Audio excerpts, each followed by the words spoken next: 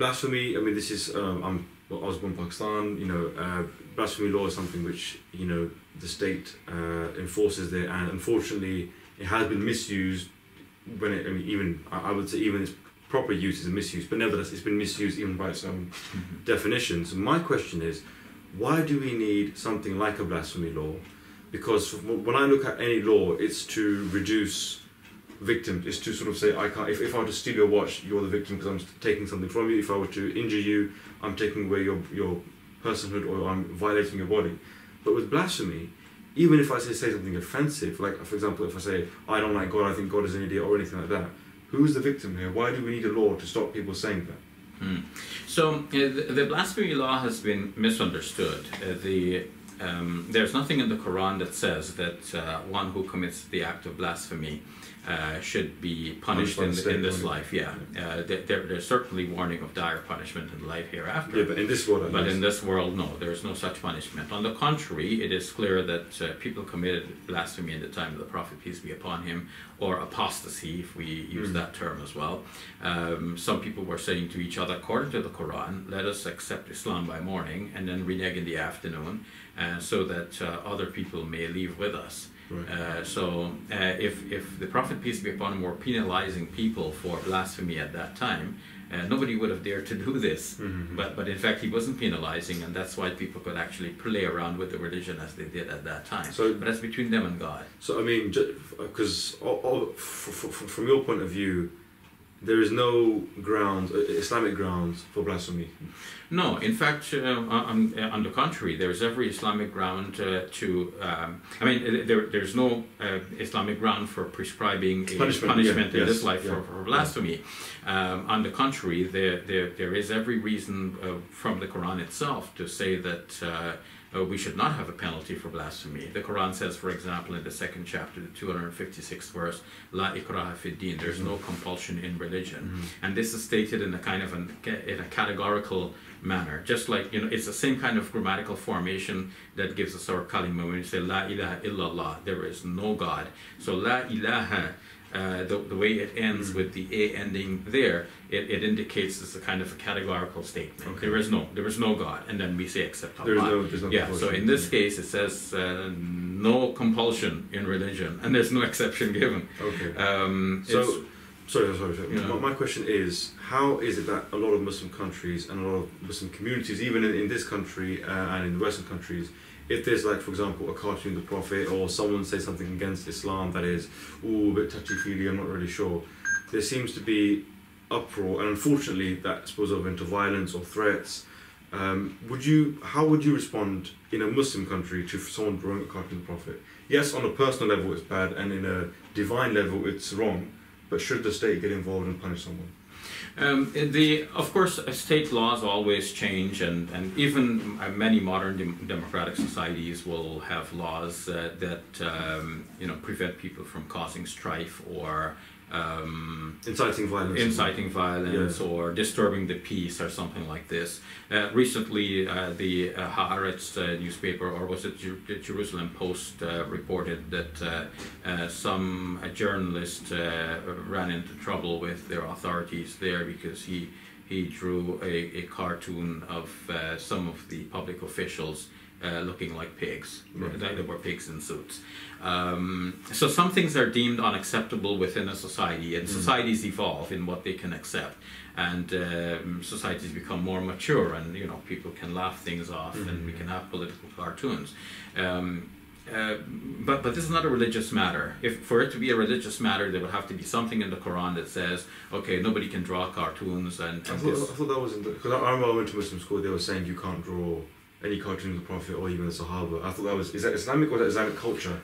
This one is a complicated matter. A lot of things which people have adopted as Islamic culture, they may credit to Islamic statements, like statements in the Quran or in statements attributed to our Prophet Muhammad, peace be upon him. But sometimes a closer examination shows that these things have been overemphasized. even if there is something there. As for the matter of drawing like pictures of human beings, it's a good thing that in hindsight that Muslims did not draw images of our Prophet Muhammad, peace be upon him, because the danger was always that people might take such an image and start worshipping that image. And it turned out for the betterment of the Muslim community in this respect that we don't worship the Prophet Muhammad, peace be upon him. But there's no, you're saying, direct link from the Quran saying do not draw Prophet or do not draw Sahaba. To be very clear from the start, there are statements in the Hadith that prohibit us from drawing pictures of human beings, but there's no such prohibition in the Quran. In fact, there is an indication in the Quran that Sulaiman alayhi salam, the Prophet Solomon, had jinns making for him carvings, and one might take that as evidence that you could actually have three-dimensional statues. It does not, yes. But in the Hadith we have this prohibition. So what was meant by this prohibition? What's the problem here with drawing a picture? So one problem that has been mentioned by expositors of the Hadith is that it can lead to this kind of worshipping of the image, and we see that to be a good thing that Muslims adhere to this. But another the rationale that is actually given in the most authentic narratives from the Prophet, peace be upon him, about this is that this is a kind of a challenge to God. God is the creator, and you are creating something. It looks like you're challenging God. So God will put you to shame on the Day of Judgment by challenging you in return to put life into that thing. You won't be able to do it. I mean, but do you accept that? Well, this rationale does not seem to be itself reasonable. Because naturally when one is, as a human being, drawing a picture, we know the difference between a picture and a live thing. It's only a kind of image that is one tries to capture, or an image in one's mind that one tries to put on paper. One isn't trying to create in defiance of God.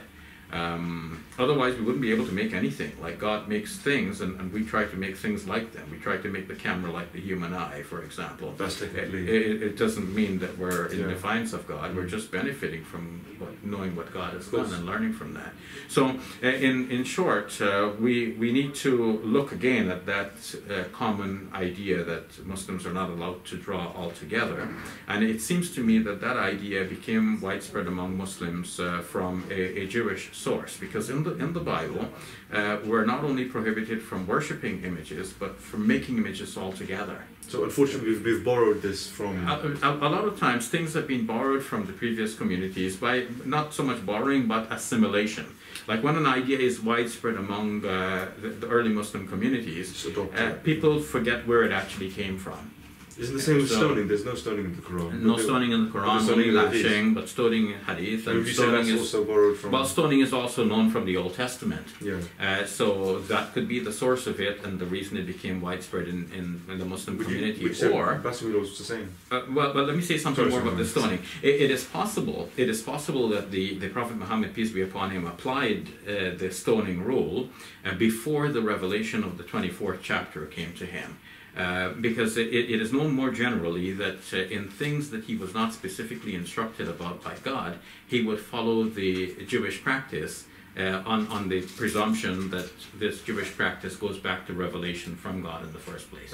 But once he got a specific revelation on that matter, he would have changed and then adopted the specific revelation. So it seems that the 24th chapter of the Quran may have been revealed to the Prophet, peace be upon him, after he had applied. What's the 24th? Well, that's the chapter that says that you lash the adulterer, whether male or female. So someone's stoning to lash and you bring it down.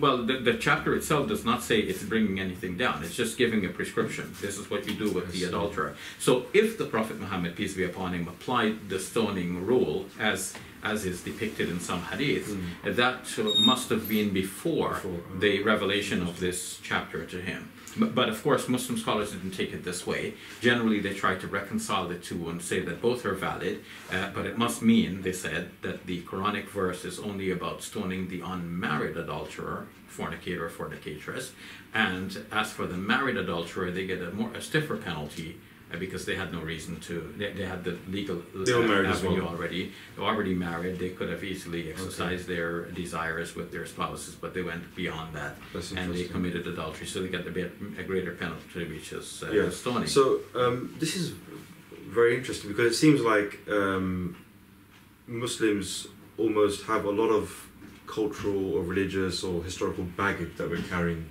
for no reason. Like, for example, when it comes to different punishments or different, like, I understand you can't draw a cartoon, you can't say this, you can't say that. So for me, it seems like we need to sort of shake off a lot of this sort of dust that's collected on us, mentally, physically, and of course, culturally. you asked about the blasphemy law. The blasphemy law is clear in the Bible. And that's, you say that's taken from... Well, we don't know. I mean, I don't have it. I can't assert things that we don't know, but we can say But it's possible that influence the way... It's possible that within that milieu, that this was what is known, that this is how you deal with the apostate, according to the Bible. So therefore you just... people might have just simply assimilated that within the Muslim community. Amazing. And sometimes what happens... in the study of world religions more generally, we know that within a religious community, once something is accepted to be true, the community finds a way of crediting that principle back to their founder. So for this reason, some people doubt that Jesus, peace be upon him, said the golden rule. Whatever you would not have done unto you, do not do unto others. They say because this golden rule was already widespread, it was already known to have been a motto or principle enunciated by others before Jesus and around Jesus and at the time of Jesus and in the time of the early Christian community. So once everybody accepted this to be a good principle, they naturally assumed that Jesus must have said this, and then eventually it gets circulated as an actual saying of his.